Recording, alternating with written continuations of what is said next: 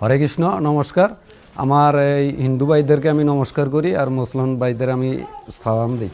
আমার সালাম সবাই গ্রহণ করবেন, আমার নমস্কার সবাই নেবেন। তো আমি রবীন্দ্র দাস, আমার বাড়ি সুরাউল, কচুয়া থানা, আপনার এই সাচারি ইউনিয়ন।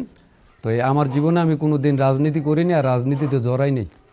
এই বাংলাদেশ জামাত ইসলাম আমাদের স্কুলের মাঠে আসে, আমি শুনি না, নিজেই গেছি, গিয়ে তাদের সাথে আমি যোগ দিছি। তো যোগটা কেন দিলাম, উনি রইল আল্লাহভক্ত মানুষ, বা আমাদের এই যারা গীতা গ্রন্থ পড়ে, তারা সাধু সন্ন্যাসী যারা আছে, তারা আমাদের গোবিন্দের কাজ করে, আর যারা কোরআন পড়ে বা আল্লাহর নামকাম করে, তারা হইল আলেম। তো এরকম একটা আলেমের দল আমি পাইছি। আর আমাদের হিন্দু সমাজের ভিতরে এরকম কোনো বৈষ্ণবের কোনো দল রাজনীতি ক্ষেত্রে নাই বিধায়ী আমি মুসলমান যে সম্প্রদায় আছে, মানে উনিদের গিয়ে আমি বা সমর্থন দিছি, আমি জামাত ইসলামে যোগ দিছি।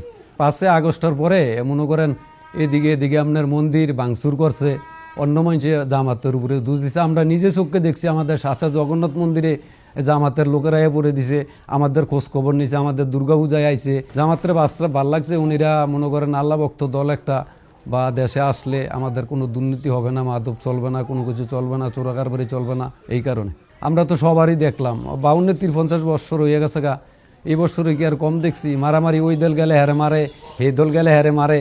তো জামাত ইসলাম দল একটা এরম দল, আল্লাহ ভক্ত একটা দল, আল্লাহ দল ক্ষমতায় গেলে ওই কারোরে মারামারি ফারাফারি মানে এটা কেউ করবো না, এটা আমাদের প্রতি বিশ্বাস আছে। আর আমাদের আলেমরও, মানে আপনাদের আলেমরাও আমাদের এগিয়ে কথা বলছে, আমরা কারোর সাথে ঝগড়া করব না, কারোর সাথে সুন্দর ব্যবহার করব। কেউ আমার যদি ভোট নাও দেয়, যদি আমরা বিজয় হই, তারাও আমাদের বন্ধু হবে, আমাদের গলায় ধরে তাদেরকে নিয়ে আমরা দেশ শান্তি শৃঙ্খলাভাবে চলাফেরা করব।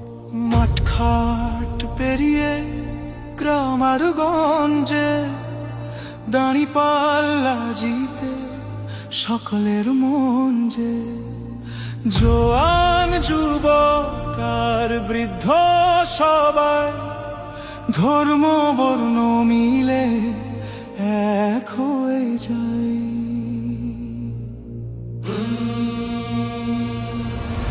অন্তরে অন্তরে বাজে দাঁড়িপাল্লা, হৃদয়ে হৃদয়ে জিতে দাঁড়িপাল্লা। চাঁদপুর একে আশরাফি ভাই, এমন যোগ্য লোক সংসদে চাই, একসাথে সবে মিলে নতুন সত্য ন্যায়ের কচুয়া গড়তে মুহাদ্দিস আবু নসর আশরাফিকে দাঁড়িপাল্লায় ভোট দিন।